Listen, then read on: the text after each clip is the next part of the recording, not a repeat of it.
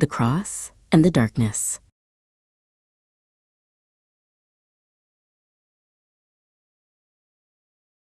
On the skull-shaped hill of Golgotha, outside the city walls, the legionaries raised a cross of splintered, dark wood.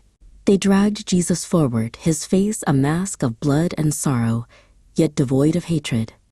A small knot of his followers and his mother, Mary, watched from a distance, their hearts crushed under a weight of despair. The soldiers roughly forced Jesus down onto the wood, his arms stretched wide. As they held him in place, he looked down upon the jeering mob. He did not beg for salvation, but instead rasped a prayer for those who had condemned him. "Father, forgive them, for they know not what they do."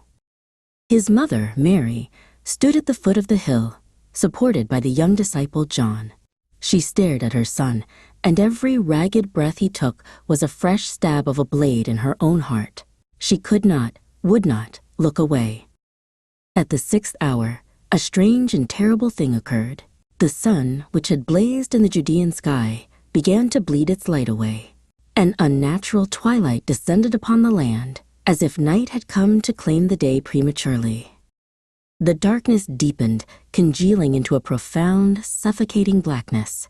A cold wind swept across the hill, a death rattle in the sudden silence. The crowd grew fearful, their taunts dying in their throats, replaced by muttered prayers and whispers of dread. In this profound darkness, Mary stared toward the cross. She could no longer discern the shape of her son, but she felt his presence, a flickering candle in an infinite void. A single tear cut a path through the dust on her cheek, a silent river of a mother's boundless grief. From the cross, a final cry tore through the oppressive silence. "It is finished," Jesus shouted, his voice impossibly strong. Then he bowed his head and surrendered his spirit. The darkness was absolute. At that same moment, in the great temple of Jerusalem, the priests felt the very foundations of the earth tremble. They stood before the holy veil, a massive 60-foot curtain that separated the holiest place from the eyes of man. With a sound not of tearing fabric but of grinding rock, the thick veil began to rip. It was not torn from the bottom by human hands, but from the top, as if an unseen and divine power was rending it in two.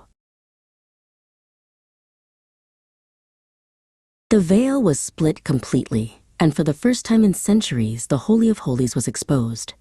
A blinding, terrible light poured from the space, filling the temple and forcing the priests to their knees in awe and terror. The way was now open,